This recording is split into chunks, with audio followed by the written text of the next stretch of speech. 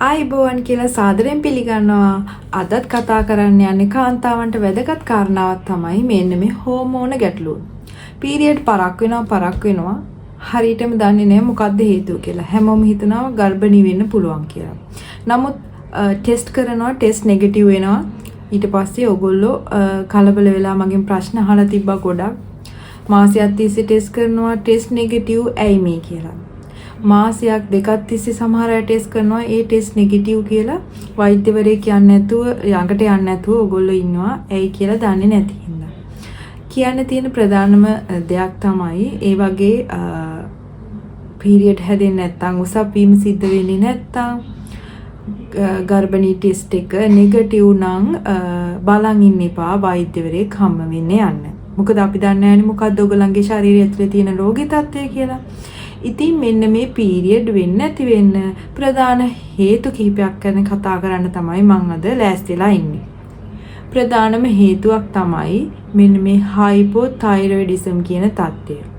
හයිපෝතයිරොයිඩිසම් කියන්නේ මොකක්ද? ශරීරයේ මෙන්න මේ තයිරොයිඩ් කියන හෝමෝනය ඌනතාවයක් තියෙනවා. එතකොට ශරීරයේ මේ තයිරොයිඩ් කියන හෝමෝනය අඩු වෙනකොට ඔසප් වීම, ඕවුලේෂන් වීම නිසි ආකාරව සිද්ධ වෙන්නේ නැහැ.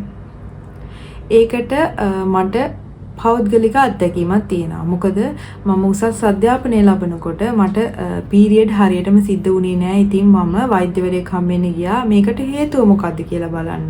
එතකොට මට දැනගන්න හම්බ වුණා මගේ TSH කියන ටෙස්ට් එක මගින් තමයි මම ඒක දැනගත්තේ මගේ මේ හයිපෝතයිරොයිඩිසම් කියන රෝගී තත්ත්වය තියෙනවා කියලා. ඉතින් මම ඒකට ප්‍රතිකාර ගත්තා. නිතරම ඒකට ඖෂධ ලබා ගැනීම තමයි කරන්න තියෙන්නේ. ඊටාම අපහසු ප්‍රතිකාර නෙමෙයි. උදේට එක පෙත්තක් ගන්න ඕනේ නිරාහාරව. කිසි දෙයක් කන්නේ බොන්නේ නැතුව. උදේ නැගිට ගමන් මේ පෙත්ත ගත්තා නම් මේ හෝමෝනය ඒ දවස් ඇතුළත හරියට ක්‍රියාකාරී වෙනවා. ඉතින් ඒකේ අහිතකර ප්‍රතිඵලත් නැහැ. ඒ නිසා බය නැතුව මේ ඖෂධය ලබා ගන්න ඕනේ. මේ ඖෂධය මම අවුරුදු දැන් 12ක් විතර පාවිච්චි කරනවා. කිසිම වෙන අතුරු ආබාධ නැහැ. අතුරු ආබාධයක් ඇති වෙන්නේ මෙය නැවැත්තුවොත් තමයි. ඉතින් මට දරුවෝ දෙන්නෙක් ඉන්නවා. මේ ප්‍රෙග්නන්සි කිසි දෙයක මගේ කිසිම අපහසුාවක් වුණේ නැහැ. මට අවශ්‍ය කාලෙදී අවශ්‍ය විදිහට කන්සීව් වුණා.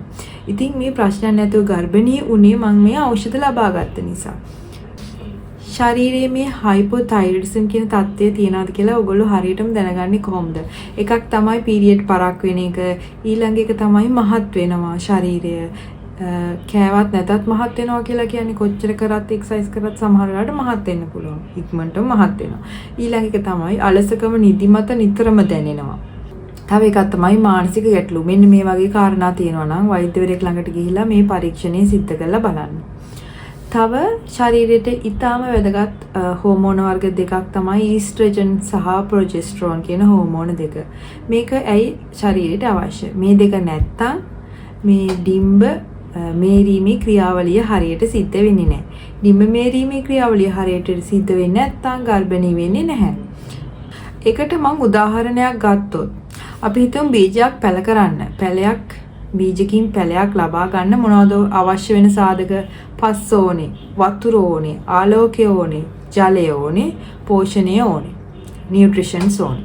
එතකොට අපි මේ හරියට ඊස්ට්‍රජන් සහ ප්‍රොජෙස්ටරෝන් කියන්නේ පස වගේ කියලා ගත්තොත් කොච්චර වතුර දැම්මත් හොඳම බීජය ගෙනත් දැම්මත් ආලෝකය හැමදේම ලබා දුන්නත් පස හරි නැත්තම් පැලයක් පැලවෙනවද? නැහැනේ. අන්න ඒ වගේ තමයි මොන දේ ශරීරයේ හනිසියාකාරව සිද්ධ වුණත් මෙන්න මේ හෝමෝනේ ඉම්බැලන්ස් නැත්තම් ගර්භණී වීමේ හැකියාව අඩු වෙනවා. ඒක සයිලන්ට් සාධකයක්. ඒ කියන්නේ ඔයගොල්ලන්ගේ ශරීරයේ හරියටම දැන් තුවාලයක් වුණොත් අපිට දැනෙනවානේ. මේ හෝමෝන ඉම්බැලන්ස් වෙන එක හරියටම ඔයගොල්ලන්ට ඒ කියන්නේ ඒක ගැටලු සහගතයි. හඳුනා ගැනීම අපහසුයි මට තේරෙනවා ඒ ගැන. ඉතින් නමුත් මේක ඊටාම වැදගත් සාධකයක් ශරීරයට. මේ තයිරොයිඩ් එක ග්ලෑන්ඩ් එක මගින් තමයි මෙටබොලිසම් කියන එක ඔයගොල්ලන්ගේ ශරීරය පාලනය කරන්නේ. හරියටම සමතුලිත වෙලා තියෙන්නේ.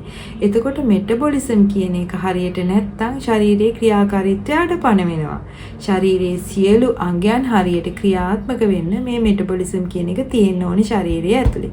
මම ඔයගලන්ට දැනෙන විදිහට තමයි තේරෙන විදිහට තමයි මේක සරලව කතා කරන්නේ. ඉතින් ගැඹුරට දැනගන්න ඕනේ නැහැ.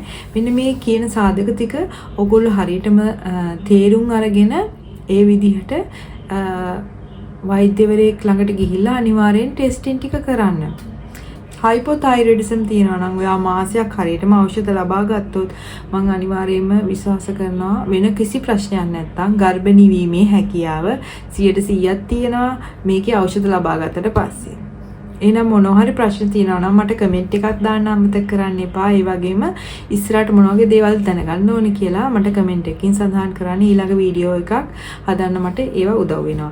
එහෙනම් ඔයගලන්ට ගොඩක් ස්තුතියි මාත් එක්ක දිගටම රැඳී ඉන්න. ඊළඟ වීඩියෝ එකෙන් හම්බ වෙනකන් ඔයගලන්ට සුබ දවසක්. කිහිරි සිහිනේ ඉක්මනින්ම සැපෑ වෙන්න කියලා මම හදවතින්ම ප්‍රාර්ථනා කරනවා. ආයිබෝවන්.